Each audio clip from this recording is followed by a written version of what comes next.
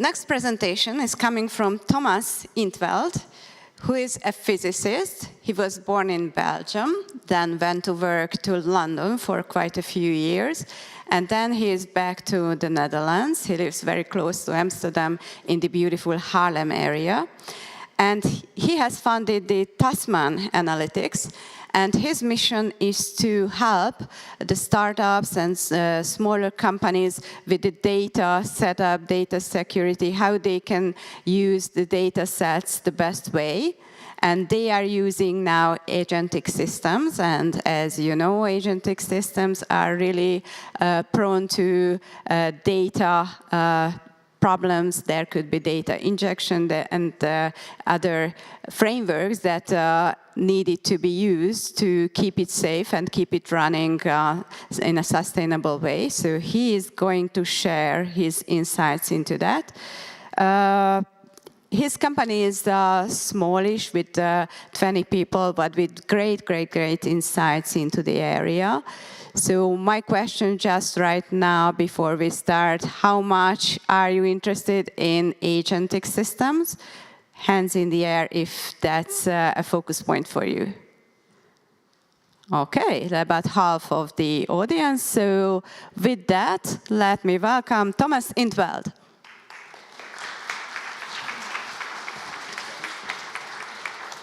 Hi, good morning, everybody. It's great to be back here in Budapest with Craft Up Conferences. This is actually not my first time for this audience, so it's really nice to know that a bunch of you have been here at these conferences before. It's a beautiful hall, I have to say that as well. It's very much gold-plated, so I hope I will do justice to this hall and the conference itself. We're going to talk a little bit about Agentic. Thank you very much. This will be useful. We're going to talk a bit about agentic analytics. We're going to talk a little bit about how it comes together in most data teams. We're going to talk a little bit, and primarily because this is the sort of value that I want to give you today, about all of the mistakes that you can make with all of this and how to avoid them so that you can go back to your data teams and kind of be the experienced data leader that they need you to be. So if this works, which it should or should not, in that case, we go back to manual. There we go. We're going to sort of try and revolve our session today around the central pillar of, hey, your marketing team wants to run everything through AI, your board, your leadership, and so on and so on, but your data isn't ready. And then today we're going to talk a bit about what agentic AI side of that means. Tomorrow we do another talk where we go a bit more into the data stack and sort of what you need to build in order to make a well-functioning data stack to deal with this as well. All right, great. So we're going to come back to this a couple of times, but first, quick introduction. Gabi already told you that I was born in Belgium and now live in the Netherlands. I'm Dutch originally. You can see that by my blonde hair and my tattoo, of course. But I was born in Belgium. I spent a lot of time in the bars in Leuven, top left of the screen, studied physics there, moved to London, joined the startup scene there way back when data science still meant everything around data, and then moved to Amsterdam just pre-COVID. I founded a company 6-7 years ago called Tasman Analytics. This is us in Barcelona a few months ago on one of our summits. It's a remote company. We're about 18-19 people, and we've got one clear mission, which is to provide better decision-making to fast-growing companies. We believe that fast-growing companies are sort of the massive innovation engine that this economy needs, and we try to help them by building data capabilities and data stacks. We've been doing that for quite a while, so we've got a nice wall of logos of companies that we worked with as fractional data teams, outsourced data teams, building data capabilities. But most importantly for you, we made mistakes in all of these projects. And so my talk today is hopefully going to share some of the learnings from what we do over there and make sure that you don't make the same mistakes. All right. I've also been asked to remind you to ask questions in the app. We've got a few interesting sort of questions, I think, already coming in from the people that I socialized this talk to over the last couple of days, but we really want your input as well. So don't hesitate to throw any thought, comment, question in there, and otherwise I'll just pick up people at random at the end, right? Let's start with a reality check. So now there's a couple of these studies. McKinsey came out with one a couple of days ago, actually, even, that all have the same story, which is that we're really in the phase where most companies, organizations are experimenting with AI, whatever that might mean, but where the vast majority of them are not really getting it out of the pilot phase. So essentially a lot of really great demos, but not that much impact to the bottom line. And I use bottom line here specifically because there's a lot of busy work around AI as well, whether that is data cleaning, trying to sort of iterate on the systems, trying to sort of make it all work.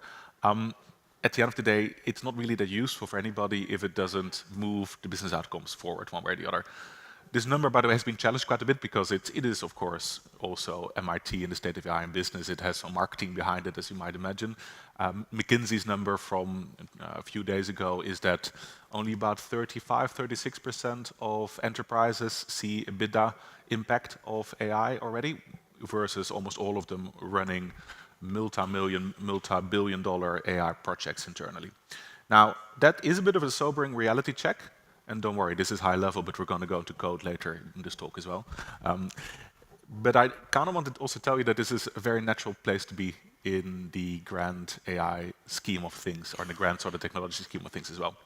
And to do that, let me introduce to you the dynamo engine. So producing electricity, direct current from movement of magnets into a nice direct current line. The dynamo was one of the first examples of a general purpose technology. And there's a really nice paradox around all of this because, and this is written up by a guy called Paul David about 30 years ago, because these general purpose engines, they tend to be so widely applicable that when they first come to market, people still are trying to figure out exactly what to do with it. And Paul David applied that comparison to computing power, end of the 80s, early 90s, where there was definitely sort of great technology, but beyond making my accounting easier, what can it actually do for me? Same sort of story for AI, of course. For the dynamo itself, the idea was that, hey, for the first 15 years of the dynamo's existence, it actually didn't really improve productivity that much. And so these economic curves, productivity curves, the yield of a new technology, it dips quite heavily first for the first couple of years. First 10, 15 years in the case of the dynamo. And why is that? Well, when the new technology is released, first all the organizations, businesses that try to use it for their powering their elevators, lights, telegraphy, whatever it is, they need to build new workflows, they need to build new infrastructure, they need to build new ways of thinking and new lines of business to harness it. And then when they do that, the productivity shoots up because now the technology is mature. Same will happen to AI for sure. We're now really in the investment part of the hype cycle of AI, where all of these massive hyperscalers are going into not just reserves-based investment, but depth-based investment, which causes a lot of people to think about this as a bubble. I don't think it's a bubble necessarily, but we can talk about that later. The other example I give is this, is crossing the chasm. Most of you will be familiar with the term, I'm sure, but the idea that new technology goes through these different phases of an audience. You're all early adopters, I'm sure, right? But your use case for AI in particular is going to be quite different than the way that the general market is going to use it. And that's the point I want to make here. The difference between the early adopters that uses the technology because they see the value straight away and love it for the fact that it's really cool technology, and the rest of the market where there needs to be a use case, there needs to be a reason to use this particular type of technology. There's quite a big difference. Jeffrey Moore calls it the chasm. It's for sure where we are right now when it comes to particularly agentic analytics in my sort of field. All right, so we don't just want to stay in the demo space. We want to make sure that we move into the real business use case phase as quickly as possible. Because demos don't pay our bills, at least they don't pay my bills. I don't know about all of you, but back to marketing. Marketing does pay our bills in many ways, because this is for most startup organizations, but also bigger organizations, a great example where you can't afford to bullshit your way through this, right? You need to, if you've got a marketing budget of 50,000 euros a month, you can't afford to just one prompt, kind of a bunch of different scenarios into ChatGPT and then execute everything that it comes back with. So marketing is a really great example of seeing where does agentic actually work and what does it take to make it actually work. All right, this is a marketing question.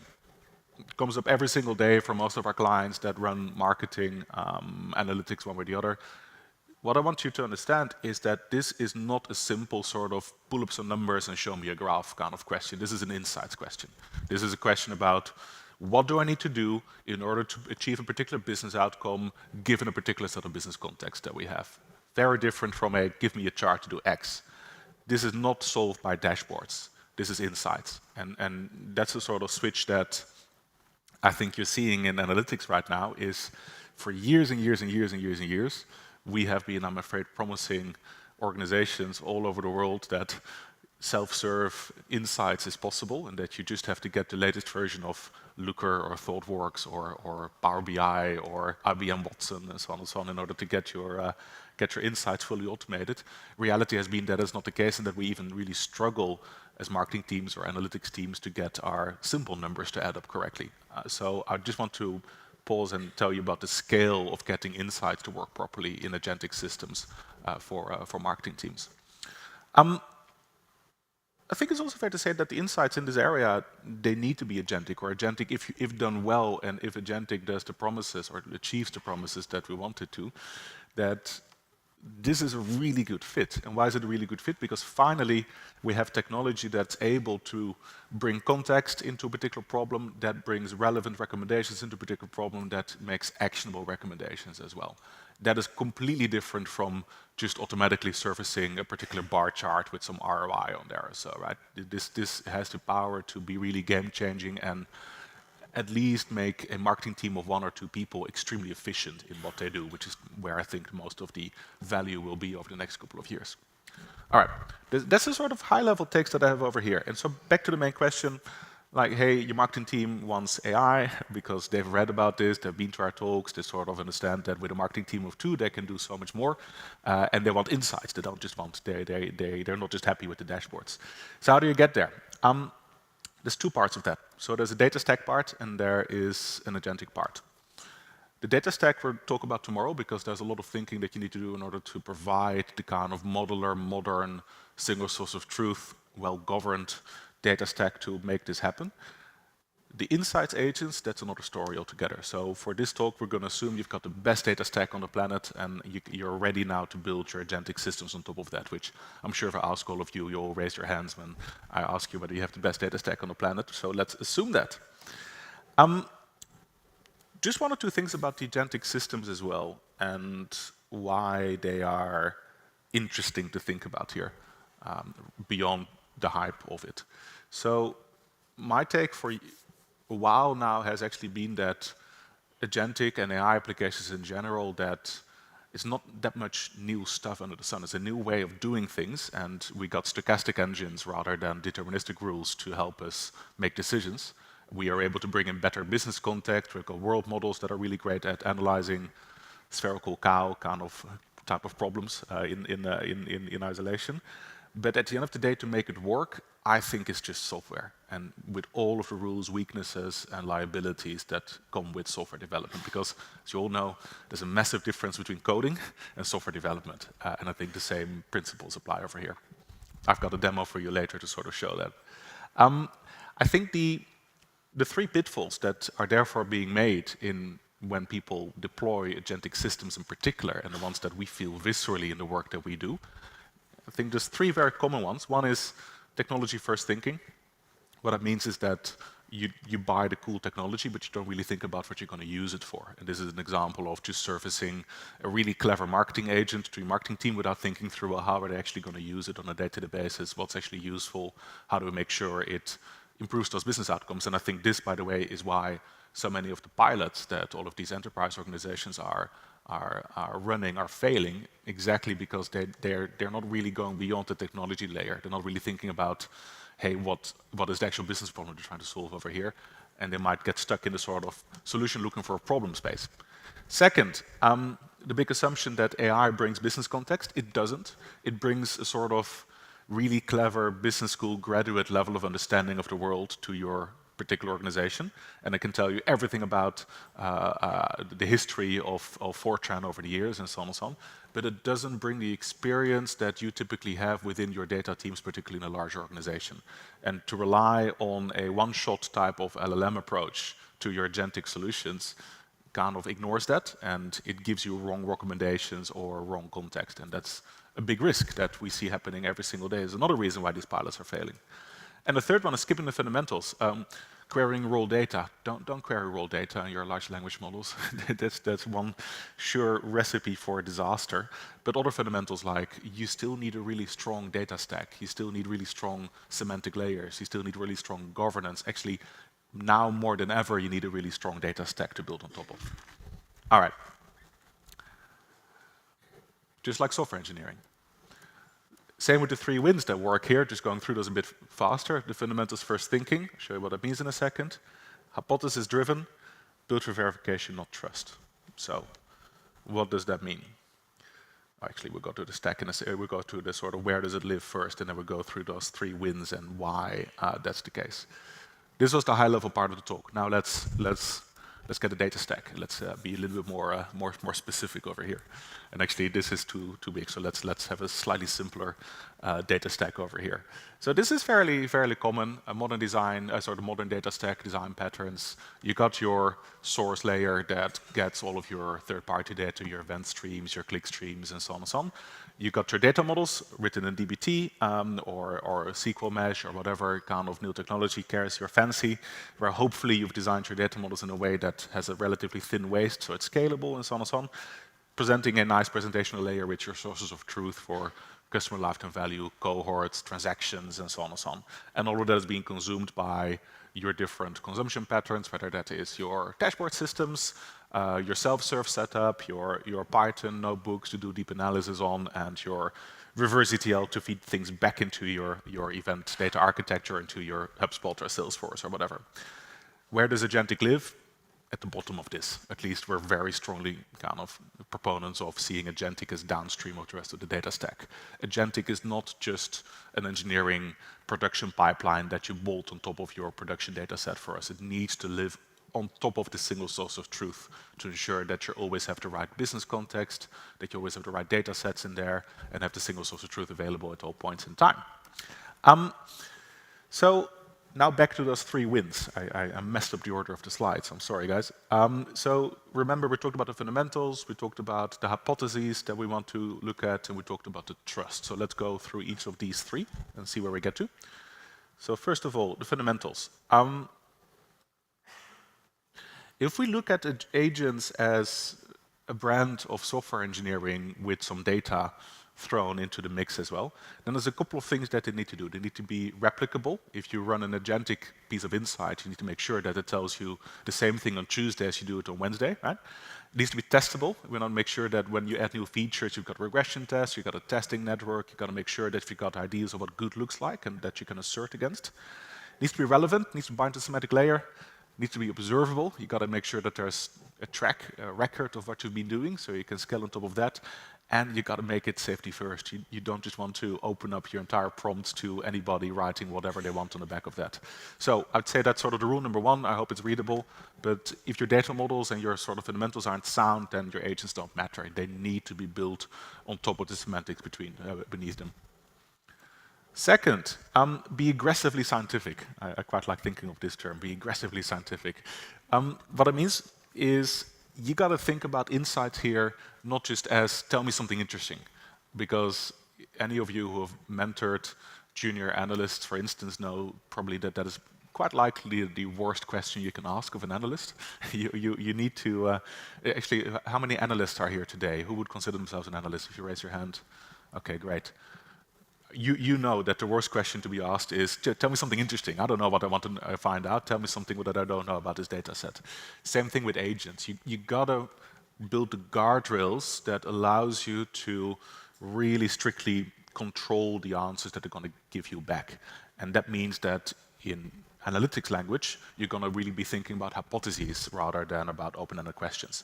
Hypothesis is, hey, a 5% increase in Snapchat channel spend, will that increase overall revenue by at least 2%? That's an hypothesis, it's falsifiable, you can test it, you can run a significance test on top of that, you can try and understand how it behaves from there.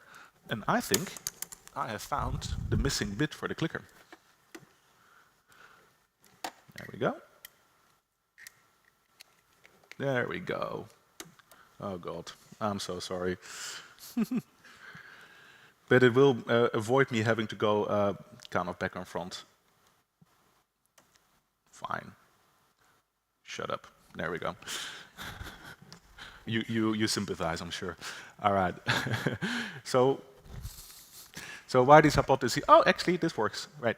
Why these hypotheses matter? They structure the unknown. They enable the automation that you need. They drive reproducibility in your systems as well. And yep, technology. They anchor the collaboration. So you're working off the same analysis hypothesis as well.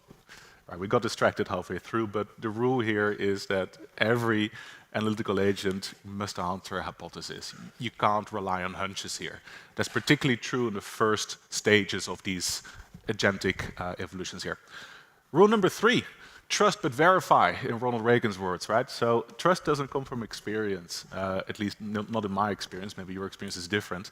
It comes from being able to make your outputs verifiable and save the skill. So what that means here in this case is you got to define your success criteria up front. You got to make sure that these success criteria are binary falsifiable, like any software engineering practice that you're thinking of. You got to keep your units small, so keep your agentic workflows modular, tight contracts, micro agents rather than big agents, and then make your tests part of your delivery as well, which means it means CI/CD on your agentic flows, folks, which is hard to do with some of these systems. And making sure that when things fail, that you actually can, because you've logged everything, that you can try and understand why. So fail fast, but with instrumentation and great observability in there. The 3 rules that I have for you. Folks, this is about autonomy in many ways, and this is a fairly recent report from an investor in the UK that I thought was interesting to mention here as well. If you look at, you can broadly put every agentic application on this grid, right? Where you rank autonomy from low to high, to accuracy from medium to high. We forgot about low accuracy for a second. And the idea here is that it's fairly easy to get really accurate insights, measured in the hypothesis way of thinking, if you get relatively low autonomy because you're building a lot of guardrails. It's very hard to have very high autonomy and still get the same type of insights. And so if I was an investor at MMC, maybe later, who knows, then I would probably see my investment thesis as this order of priority, where first I would invest in the low autonomy, high accuracy bits, really iterating from classic software engineering type of applications that are now more bounded and so on and so on. And only then do I think about the sort of really big novel use cases that require a lot more autonomy to function correctly. Number 1 is things like healthcare applications where accuracy really matters and you build a huge amount of guardrails, very expensive to develop. Number 2 are things like fully autonomous marketing decisions, all right? So this makes the point that micro agents are a lot easier to build and control than others.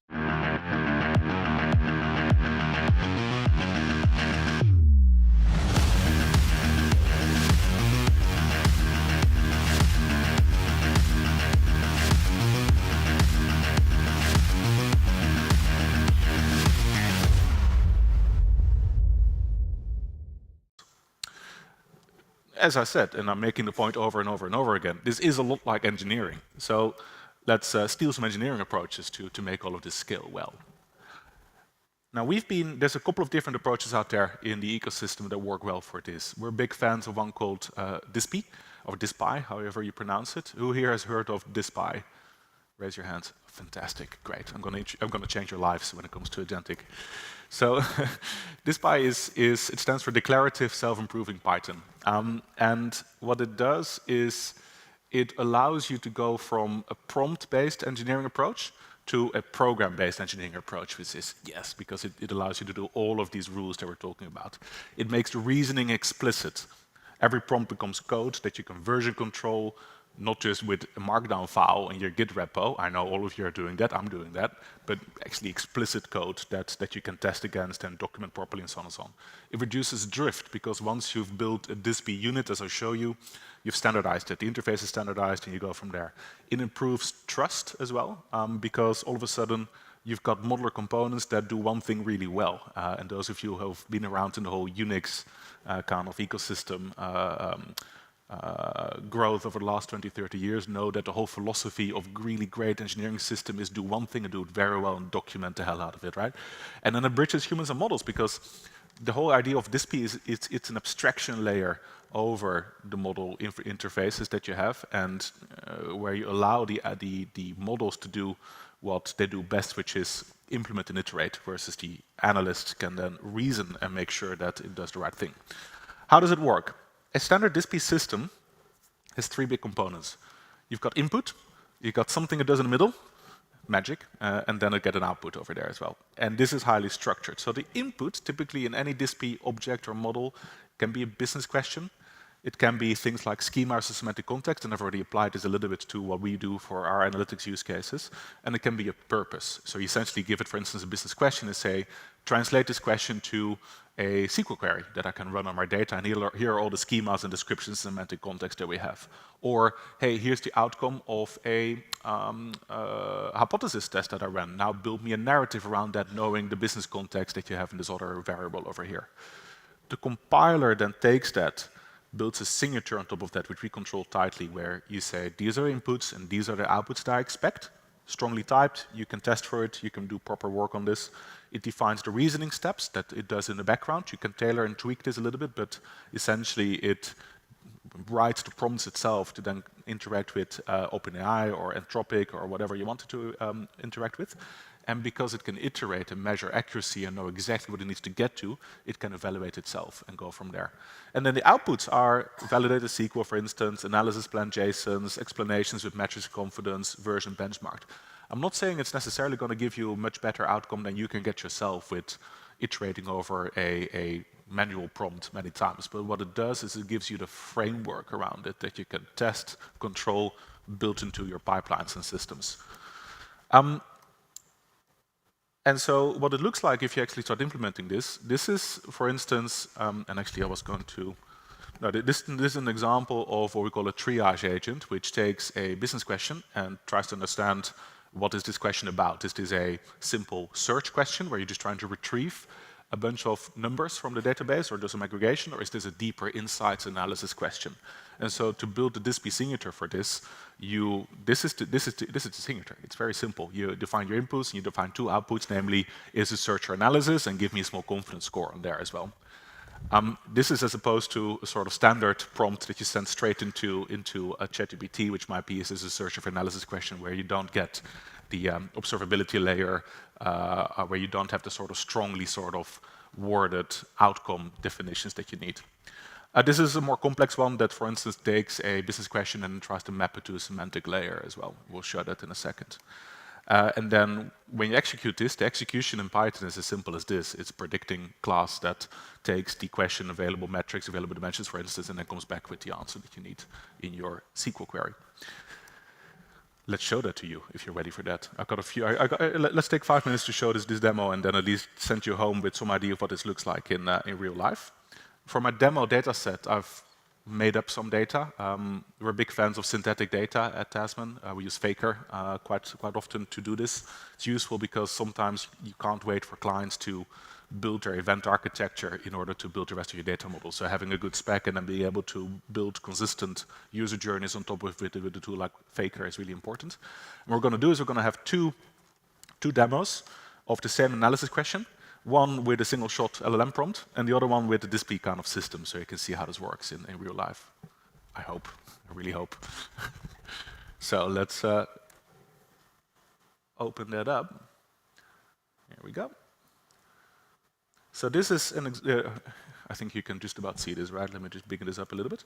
This is the bad demo. I got a little bit of setup. I got my local synthetic data in a DuckDB local database, which if you're not using it locally, DuckDB is phenomenal to do this with. I've got some raw table information and a schema over here that we can use. And then I got a one-shot prompt execution. So the one-shot prompt that I'm using over here is which channel mix change is most likely to improve CAC next month, given a recent anomaly referral traffic. And then the prompt that I'm using here is, here's all the business schemas that you have. Here's my business question. Write the SQL query to analyze this question over here. So let's see what it comes back with. It is going live to the OpenAI data centers right now to try this with. I tested it 20 minutes ago, so hopefully it should come back.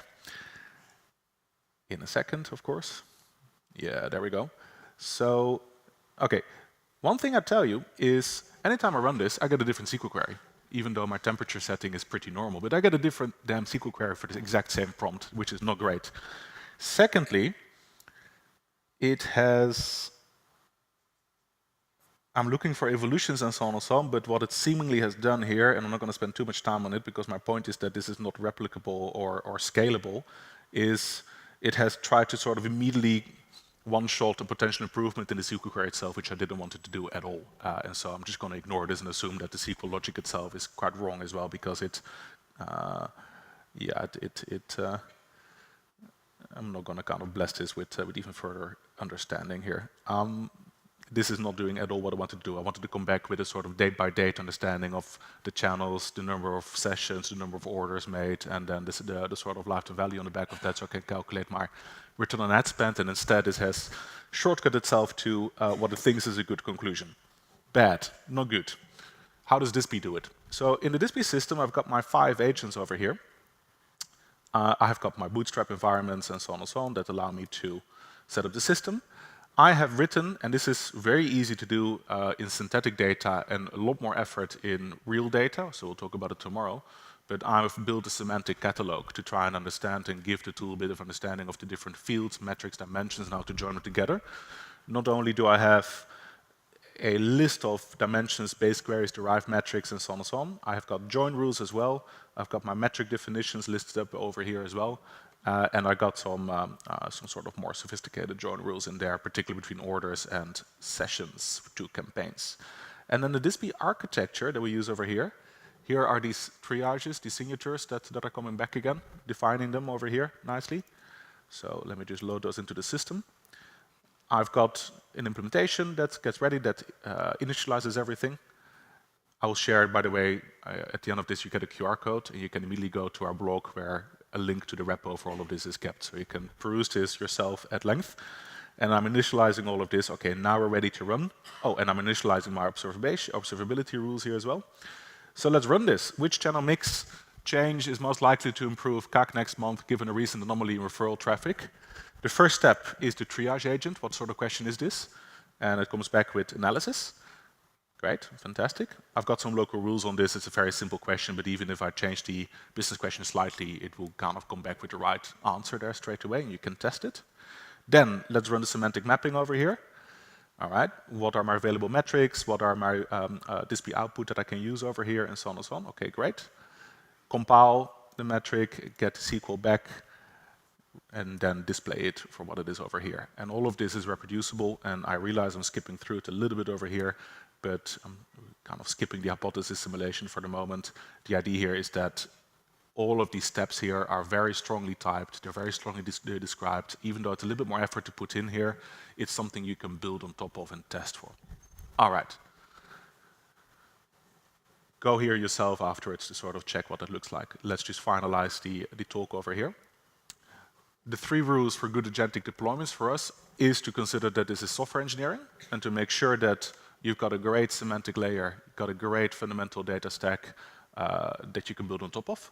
Number 2, every agent must be hypothesis-based rather than open-ended questions-based. Third, fail fast, but have the instrumentation and observability. So even the simple demo had the entire observability trace with all of the queries it runs, all of the steps it takes, all of the prompts it used in the background as well. And then use tools like DISP to help you with all of that. If you do want open-ended analysis, there are tools out there as well. Do not build your own text-to-SQL parser, please. There are so many tools out there that do a much better job. We're big fans of a tool called Omni, but there's a couple of them that sit on top of the modern data stack with a great semantic layer and allow you to build self-serve analytics properly here, where essentially you can have an MCP that runs on top of a tool like Omni that then connects into your semantic layer and never answers a question wrongly. But this is quite a specialized art to sort of build more open-ended questions and analysis pieces on top of that. We're just starting to scratch the surface on there. All right, folks, last slide. This is a simplified stack that we talked about. What we talked about here is the agentic insights and the principles to build this properly. There is A lot more to talk about the rest of the data stack tomorrow morning. Same time, I talk about the sort of different design patterns you can use for your modern data stack, what you need to consider when it comes to using tools like DLT to build in data, and what you can do when it comes to data modeling as well. That's for tomorrow. For now, the 3 wins that work: fundamentals first thinking, hypothesis driven, build for verification, not trust.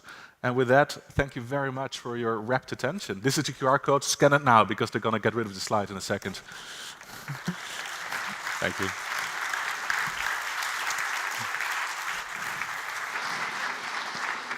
Yeah, and we're going to let the team know that we're here, so we're going to do this here as well. There we go. I need a photo as well. You need a photo. Perfect. We'll do that here. There we go. Sorry. The guy in the first row thought I was taking a picture of him. Sorry for taking the stage. So we have a few questions, pretty interesting ones. So let's start with something, which is, do you think the mean time of AI impact and time to the positive ROE, which everyone is talking about right now, the scaling with the business size, how it goes? So the larger the company, take more time to produce positive ROE, or is it not the case?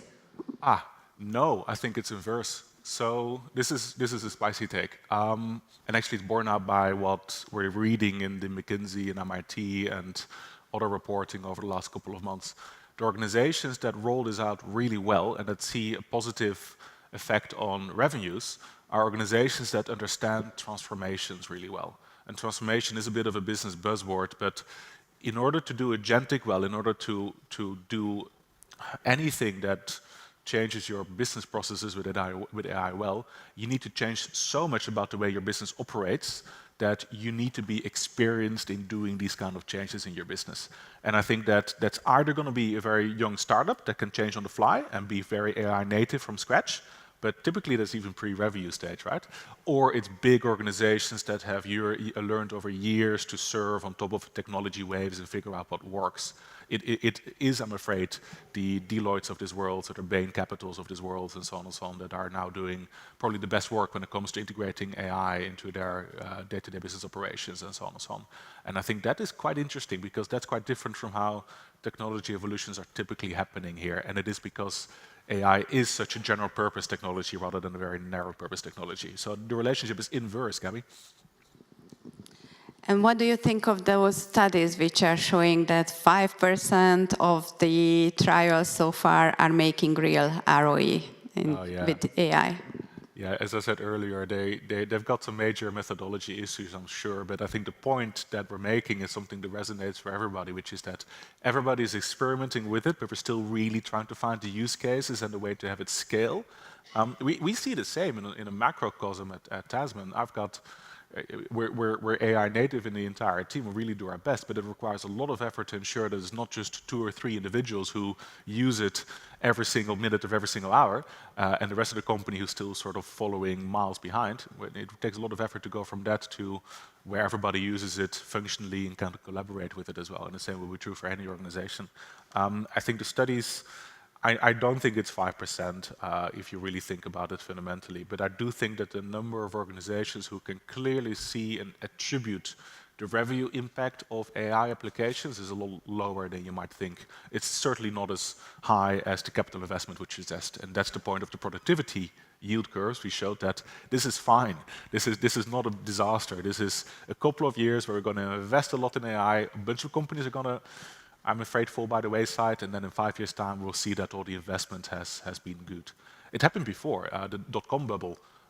Famously, a bunch of organizations got so excited about the internet in the 90s that they raised billions of dollars to lay fiber everywhere in the continental United States. And then they went bust because it turned out that this was too big of an investment too early on. But that fiber was then used by Google in particular to build their data centers on top of, and now we're reaping the rewards of all that fiber and all of those companies sacrificing themselves 30 years ago. Sorry, Gabby, go on. And I think that's also related to the question of the ROI, is that we are now the early stages of the bigger hype of AI.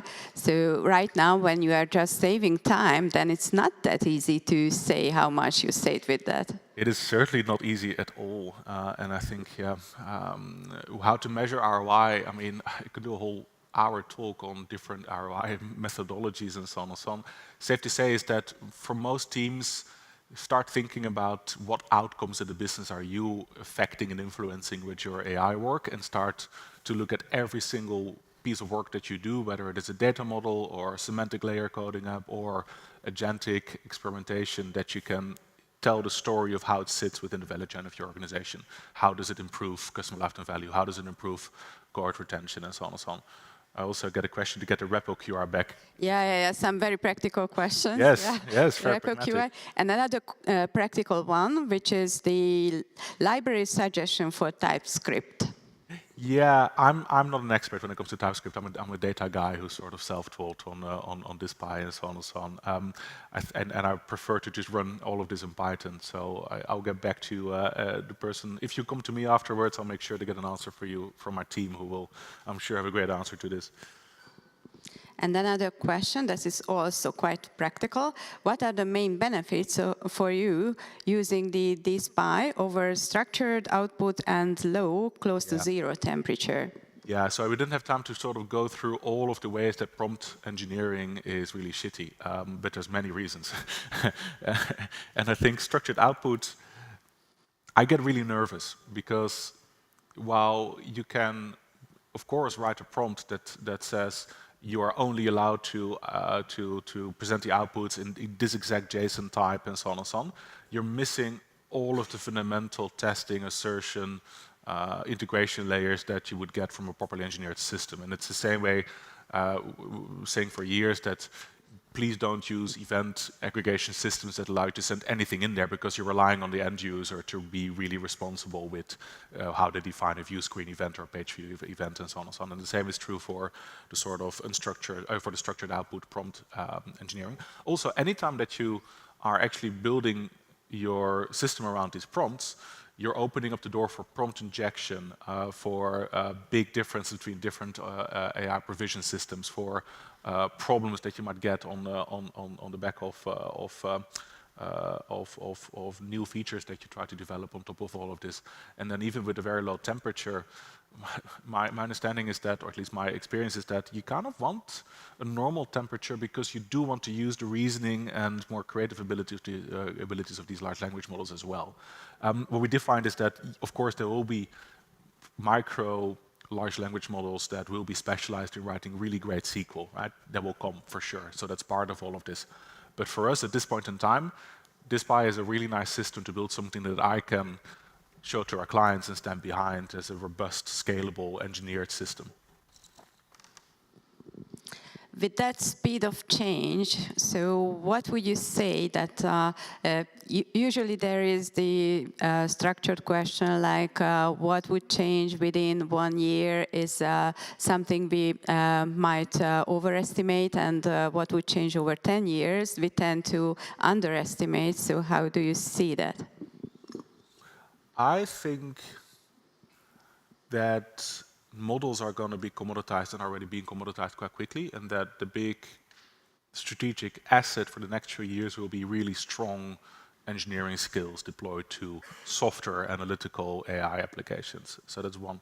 Secondly, I think the other big thing in 10 years' time, I can't look into the future. I think 5 years from now, data will be unrecognizable, because what we're now seeing is, for the first time in many years, and I'm just talking about data, please come talk to me later about other world events and so on and so on, but for data itself, what we're already seeing is that finally I think we have a shot at delivering great actionable insights to businesses. And I hope that in a few years' time there will be table stakes, and that no one is bottlenecking dashboards anymore in a small data team, or just building Power BI reports that no one looks at, but instead people are actually bringing insights to decision makers straight away. And I think that being table stakes, not just for the big AI accelerators out there, as we said, the large organizations who are transforming, but also for great scale-ups. That's what we try to do at Tasman, and what I hope we can contribute to one way or the other as well. Great. Thank you very much. Just as a final thought, as this is a very important question, so what are your top 3 suggestions for those who are starting to build agentic systems? Oh boy. I've made one of them already. That's true. Don't underestimate how much the UIs can do. So whether that's Nathan or whether that is the OpenAI version of all of that, if you're just getting started and are not that technical yourself, don't waste time on trying to teach yourself Python or something like that. There's excellent systems that can do that. That's one. Second, we are major fans of Cloud Code at Tasman, but we don't try to vibe code our way to client work. We use Cloud Code and other type of vibe code tools like Cursor and so on and so on, but we like Cloud Code at the moment. We use it with a lot of business context to build prototypes really quickly, and that for us is quite a big game changer. I obviously used quite a bit to sort of get this demo together in a couple of hours to kind of show you what this looks like. Imagine where that can take you for the next couple of years. And then I think the way that we use AI acceleration for our dev work is a more Copilot assisting of line by line. So rather than have it write code that you then need to review and check, we use them to just do line by line recommendations, which speeds us up easily 50–60% or so from where we are. And I think that's probably about as good as you can get at this point in time. If you disagree, come talk to me afterwards. If you have other tools to recommend here, but those are the third of recommendations I make. No. Thank you very much for the recommendations, and a huge round of applause, please, for Thomas. Thank you. Folks, if you go to Tasman.ai and to our blog, there's also a long blog post about this with another link to the repository. So there's multiple ways to find your way to the code. All right? Absolutely. Thank you for the insightful presentation.